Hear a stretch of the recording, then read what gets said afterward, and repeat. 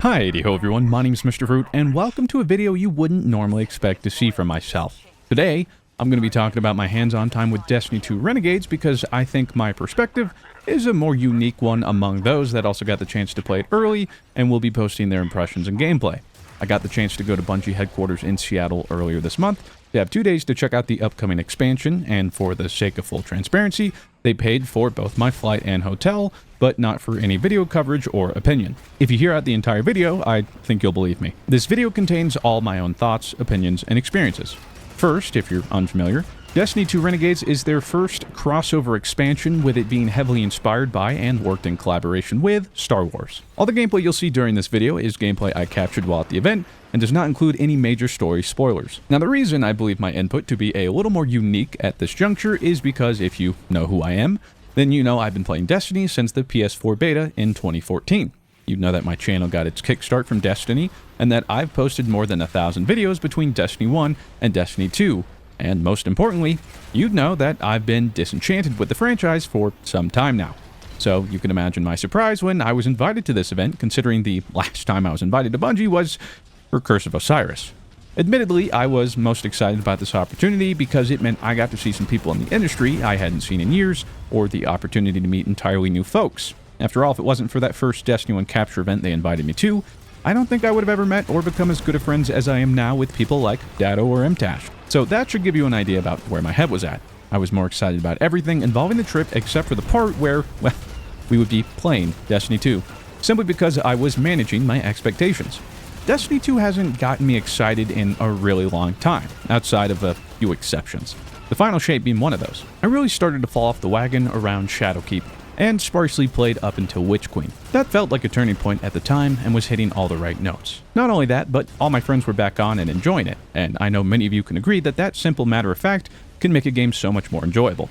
But what followed was more of the infamous highs and lows we've come to know Destiny and Bungie for. Lightfall felt like whiplash coming off of the Witch Queen high. Player and community sentiment is a never-ending roller coaster for this franchise, and for good reason. It feels like we never know what to expect.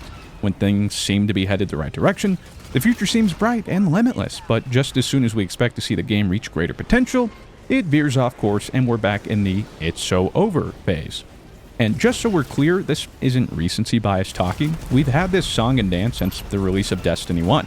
But in equally classic Bungie fashion, just as it seemed like all hope was lost and nothing short of a home run could save Destiny, the final shape released.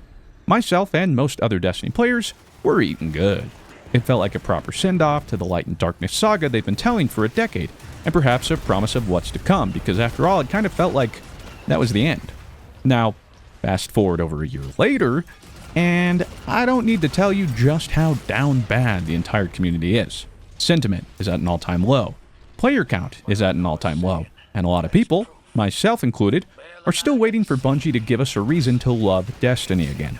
The Edge of Fate released a few months ago, promising to be the beginning of the next chapter for Destiny 2 by introducing the Fate Saga, and it was whelming.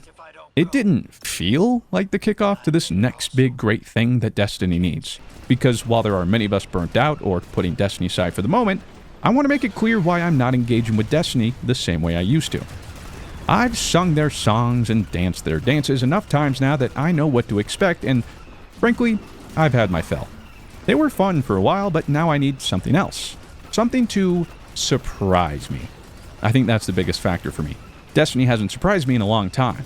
I'm not talking on the micro level because, sure, there's been some random missions or beats here and there that grab my attention, but I'm talking on a fundamental macro level. In many ways, the game we're playing today is the same game that released in 2014. Now, I know that may seem like I'm downplaying how far the game has come, because we have made great progress from grinding Spirit Blooms in Venus in a constant circle just so I can unlock one node on this new gun I just got to see if it's even good. But what I mean is a change to the formula. Something to push it forward in a way none of us would have thought possible. Social and clan interactions are nothing more than a menu most of the time. Player connectivity is sparse aside from a few patrol zones that almost never necessitate working together. I'm talking big, radical ideas that we would only expect to see from a sequel or new IP in the same way we were delighted and amazed at what Destiny 1 did when it first released. Don't get me wrong, I enjoy new exotics, some way to add some more perks or reasons to chase new gear and guns, some gear sets on armor, etc.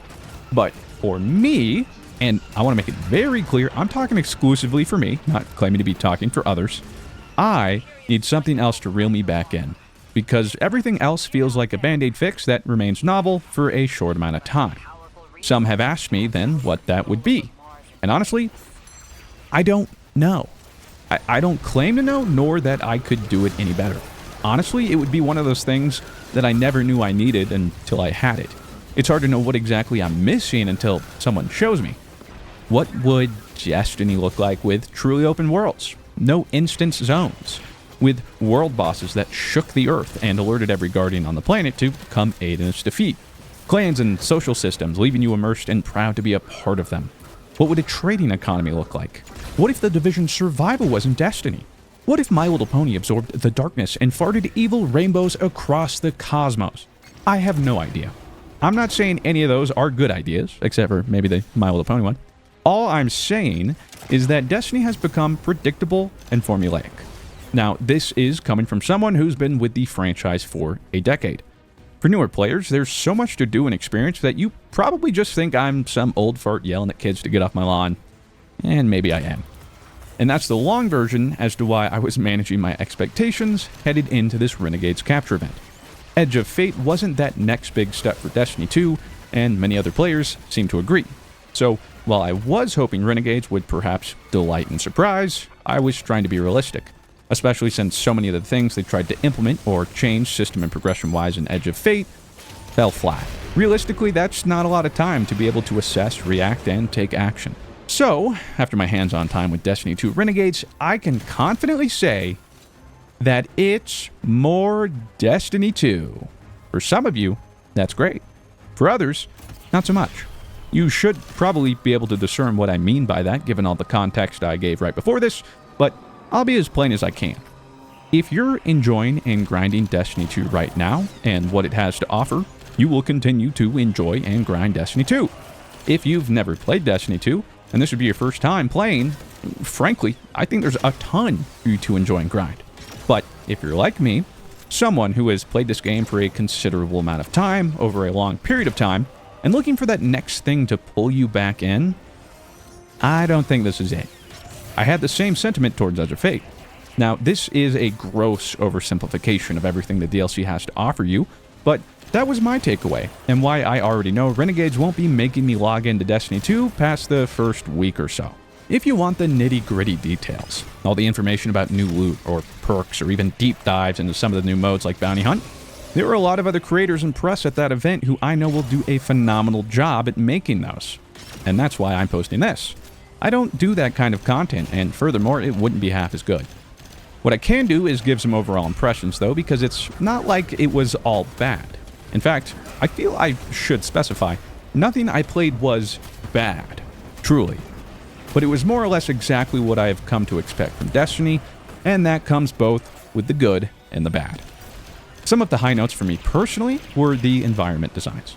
Playing through some of the story missions and finding myself in a Destiny Star Wars fused Imperial Star Destroyer, or blowing up Cabal in the Chicken Walker, did put a smile on my face. Landing in a not-so-subtle Dagobah nod was a cool moment, and what I think they did best was, as a Star Wars fan, I noticed all these things, but for people unfamiliar or worried it won't feel like Destiny, I don't think you need to be worried.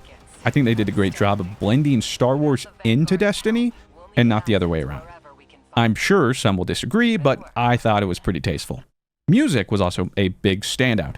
You could feel the Star Wars inspiration sprinkled within the Destiny-branded notes. There's also this new invasion feature within Renegades, new bounty hunt activity. The bounty hunts are these new activities you're able to play on repeat, which on daily rotation will change which faction you'll be fighting, the goal of each mission, etc. There's also a crime syndicate faction war woven into the entire story and activity, where you'll get to pledge to certain factions trying to gain reputation and infamy. Bounty hunts have their own unique skill unlocks that you equip before every run and can be used during those missions that you wouldn't be able to use otherwise. You can call down a chicken walker. And by the way, no, it's not called a chicken walker. Order an aerial strike, or request a resupply, among many others. But then there's the invasion system. You can opt to queue up as an invader and crash a team's bounty hunt in progress. You have your own separate goal of trying to score enough kills to sabotage the enemy team, but with a limited amount of time and lives to do so. The enemy team will be alerted when you first arrive into their match, but then they have to keep an ever-vigilant eye out for you while you stalk them. All players can use their ridiculous abilities, so if you want to invade and attack the enemy team with a mech, you can. If you're a defender and want to call down a defensive bubble to sit in that only you can shoot through, you can. It's that whole idea of if everyone's overpowered, nobody is. Granted, some of the time we were playing with this in the closed playtest, it was a little wonky, so not everything worked perfectly, but that won't be the case when the DLC goes live, and it was enough to see how it would play out. The new blaster archetype weapons were also fun enough. They sounded great and were fun to shoot, so there's not much else to really say. And then, of course, there was the lightsaber. I kind of hate that I like it so much. Like, it should really feel more out of place, but for some reason it didn't. It's also, like, really, really strong. But aside from those few things, it just felt like a new coat of paint on the same old car. The meat and bones stay the same, and so many of the missions or objectives were just so unapologetically Destiny. Like, you knew exactly what you needed to do. At some point, you're going to find yourself picking up motes to bank them into a device. We haven't done that before, so I think the worry for me is that the campaign felt fun and stood out, but that can be an issue. Aside from the first playthrough, the campaign missions are usually the least engaged with activities. All the other guys there had more specific worries, like how viable the new laser weapons would be, and it seemed the consensus was that none of it seemed really endgame viable. I wasn't really worried about that. So as you can tell, this was more or less a jaded Destiny 2 player's experience with the new Renegades DLC. I'm grateful I got the opportunity and was appreciative of them inviting me despite, at least I assume, knowing how I feel about the game right now. Will this hurt my chances at returning? Honestly, I have no idea. I'd like to think not, and that they value all manners of opinions and perspectives. In fact, I'd be looking forward to the next invite even more if they know full well how I feel, but would be coming from a place where they think what they have to show will genuinely blow away someone in the community like myself. I really didn't have too many specifics I wanted to talk about, just that, as a whole, I more or less got exactly what I was expecting, and that's just not enough for me right now. I don't know about you. There's only so many times I can hear, "We need to do better," before it doesn't mean much anymore.